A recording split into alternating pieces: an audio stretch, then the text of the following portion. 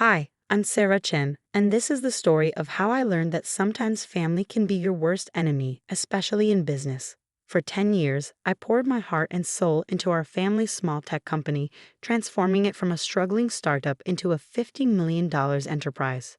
But sometimes success breeds jealousy even among those who should be celebrating your achievements. I still remember the day everything started, when our family business was nothing more than a small computer repair shop in a strip mall.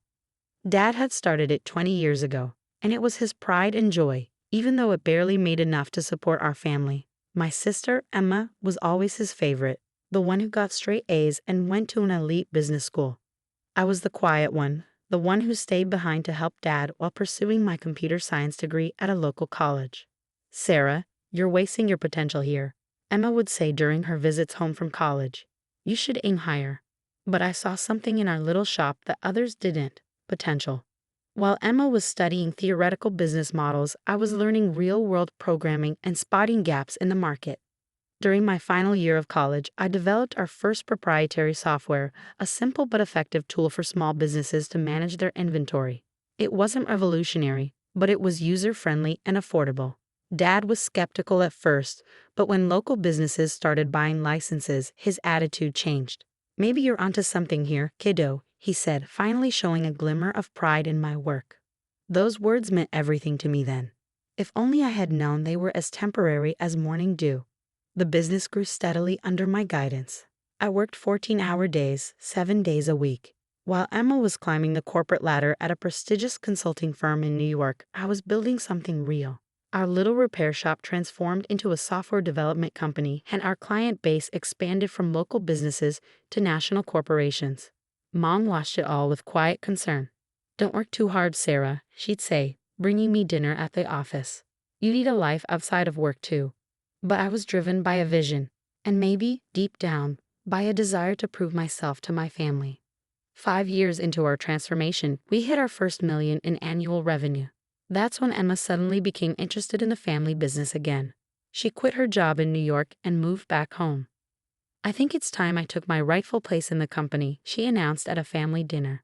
With my business expertise, we could really take things to the next level. Dad beamed at her words. "That's wonderful, princess. We could use your professional touch around here." I sat there, forks suspended midair, trying to process what was happening. The company I had built from nearly nothing was being handed to my sister on a silver platter. But I swallowed my objections and tried to be a team player. Emma was appointed as co-CEO alongside me, despite having no experience in our industry. Dad said it would be good for the company image to have someone with her credentials at the helm. I focused on product development and operations while she handled marketing and investor relations. The next 5 years were a study in contrast. While I continued developing new software solutions and maintaining client relationships, Emma focused on creating a glamorous image for herself as the face of the company. She gave interviews about being a woman in tech and accepted awards for entrepreneurship, all of taking credit for innovations my team and I had created. Our revenue continued to grow, reaching $50 million annually, but so did the tension between us. Emma began excluding me from key meetings, making decisions without consulting me, and slowly pushing me to the sidelines of my own creation. Then came Dad's 60th birthday party. The day everything changed. The party was Emma's idea, of course. She rented out the grand ballroom of the city's most expensive hotel and invited all our business associates. It was more of a networking event than a birthday celebration, but that was Emma's style. Everything had to serve a purpose. I arrived early to help with the preparations, wearing a simple black dress that Emma immediately criticized. "Couldn't you have made more of an effort?" she hissed. "These are important people coming tonight." I ignored her comment and focused on greeting guests as they arrived. The room filled quickly with business associates, clients, and family friends. Emma worked the room like a politician, while I stayed in the background, making sure everything ran smoothly. During dinner, Emma clanked her glass and stood up for a speech. I expected the usual, a touching tribute to Dad, maybe some memories from our childhood. Instead, she dropped a bomb that would shatter our family forever. "As we celebrate Dad's 60th birthday," she began, her voice carrying across the silent room, "I think it's time to announce some changes at Chen Technologies. The board has agreed that the company needs unified leadership to move forward. My heart stopped. Board meetings? What board meetings? For too long, we've been held back by outdated thinking and resistance to change, Emma continued, her eyes fixing on me. That's why, effective immediately, I will be taking over as sole CEO. It's time for certain elements that are no longer serving our growth to step aside. The room erupted in murmurs. I sat there, frozen, as Emma continued her character assassination, disguised as a corporate announcement. Some people, she said, her voice dripping with false sympathy, are better suited to technical roles rather than leadership. My sister Sarah has been adequate in maintaining our legacy systems, but to compete in today's market, we need vision. We need excellence. And frankly, Sarah, you're just not cut out for this level of business. I looked at Dad, expecting, hoping, he would stand up for me. Instead, he was nodding along with Emma's words, a proud smile on his face. Mom stared at her plate, her hands trembling slightly. The truth is, Emma continued, her voice rising, you're worthless in today's business world, Sarah. Your old-fashioned ideas and lack of proper business education have become a liability. It's time for you to step aside gracefully. The silence in the room was deafening. Hundreds of eyes turned to me, waiting for my response. I could feel the pity, the schadenfreude, the judgment. Everything I had built, every sacrifice I had made, was being stripped away in front of everyone I knew. I stood up slowly, my chair scraping against the floor. The sound echoed through the ballroom like a gunshot. Everyone expected a scene, perhaps tears, maybe a shouting match. Instead, I simply picked up my purse, walked to Dad's table, and placed a small wrapped package in front of him. "Happy birthday, Dad," I said quietly. Then I walked out of the ballroom, head held high, leaving behind the whispers and stares. That night, as I sat in my home office surrounded by awards and patents that bore my name, I made a decision. Emma thought she had won, but she had forgotten one crucial detail, something that would turn her moment of triumph into the biggest mistake of her life. As I powered up my laptop and began typing, a small smile played on my lips. Tomorrow would be interesting indeed. After all, there's more than one way to run a successful business, and I had learned more in 10 years than Emma had learned in all her fancy business classes. The next morning would bring changes that none of them saw coming, changes that would make them realize exactly how worthless I really was. The next morning dawned bright and clear. I arrived at the office early before anyone else and waited. At precisely 9 a.m., Emma strutted through the front doors with Dad beside her, both wearing triumphant smiles that were about to be wiped from their faces. "Sarah?"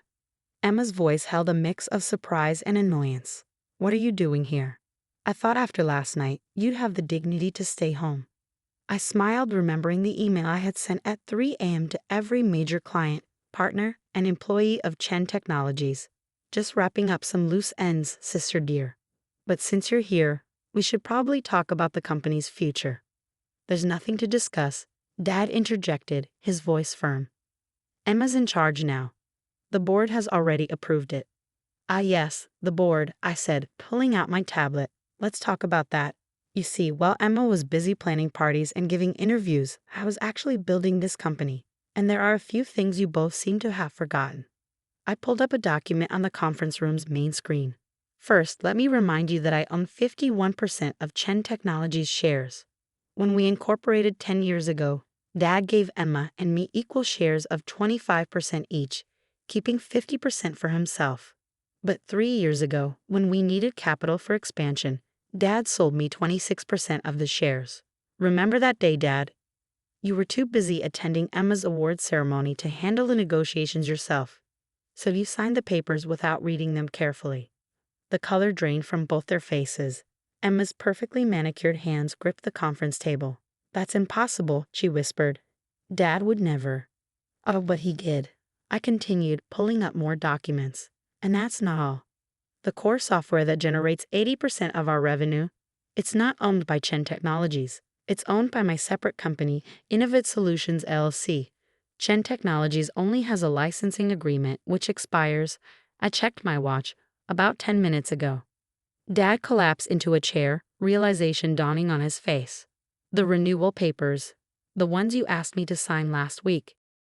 The ones you were too busy to read because you were helping Emma plan the party.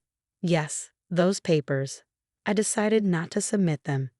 Emma's face contorted with rage. You underhanded little. Careful, sister, I cut her off. You might want to hear the rest before you finish that sentence. While you were busy announcing my supposedly graceful exit last night, I was sending emails to our clients. You see, most of our major clients have personal loyalty clauses in their contracts. They signed with Chen Technologies because of me, my expertise, and my track record. Last night, I informed them of the leadership changes and my departure. I pulled up my email, showing the dozens of responses that had already arrived. Would you like to know how many have already triggered their contract termination clauses? Or how many of our top developers, who, by the way, are actually employed by Innovative Solutions, have already accepted positions at my new venture? The room fell silent. Through the glass walls, we could see employees gathering, whispers spreading as they checked their emails. Emma's perfect composure cracked as she frantically checked her phone. You can't do this, she stammered. The company you tried to steal from me? I finished for her. The one you thought you could just take over because you have an MBA and Dad's approval. That company ceased to exist the moment you decided to humiliate me in front of everyone we know. I stood up, smoothing my dress. So here are your options. Option 1. I walk away with my shares, my software, my clients, and my employees. Chen Technologies becomes an empty shell, and you can explain to all those important people you invited last night why the company's value dropped to zero overnight. Dad's face had aged 10 years in the last 10 minutes. And option 2, he asked weakly. Option 2, you both resign. I take full control of Chen Technologies. You keep your shares as silent partners, receiving dividends but having no say in operations. Emma gets a nice severance package and glowing references for her next job, somewhere far away from here. Emma's face had turned an interesting shade of red. You planned this all along, didn't you? You've just been waiting for the right moment to stab us in the back.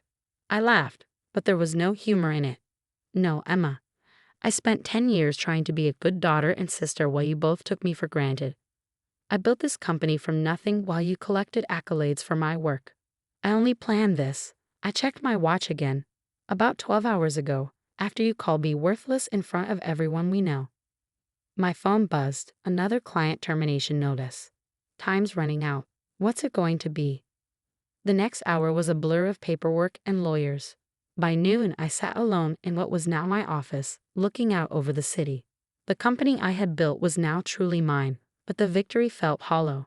Family relationships lay in ruins around me, trust shattered like dropped crystal. Mom came to see me that evening, her eyes red from crying.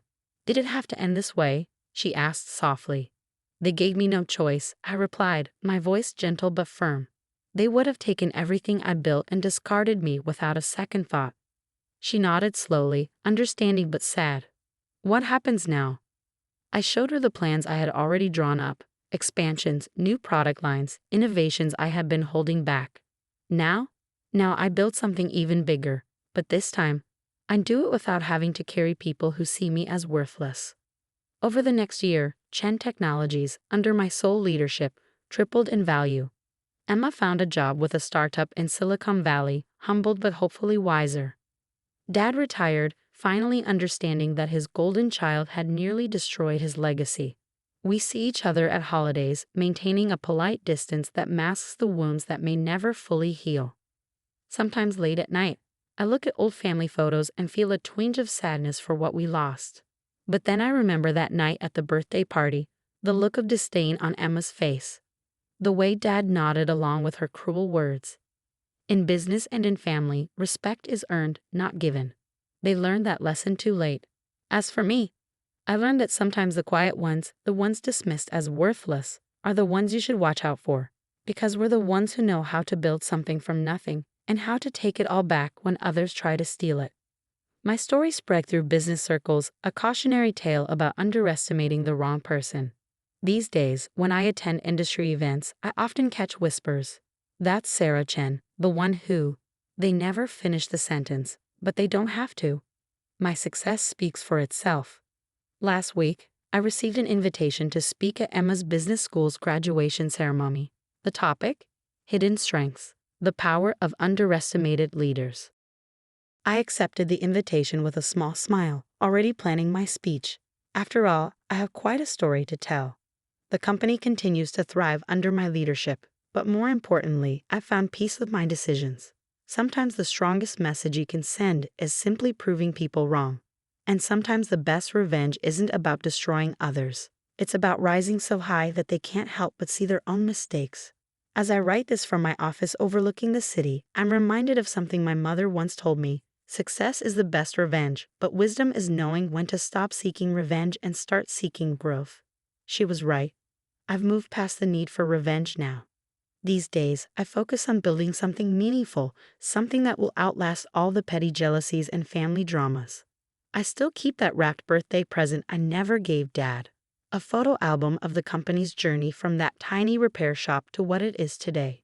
Maybe someday, when the wounds have healed enough, I'll finally give it to him. Until then, it serves as a reminder that our greatest strengths often come from the very things others underestimate about us.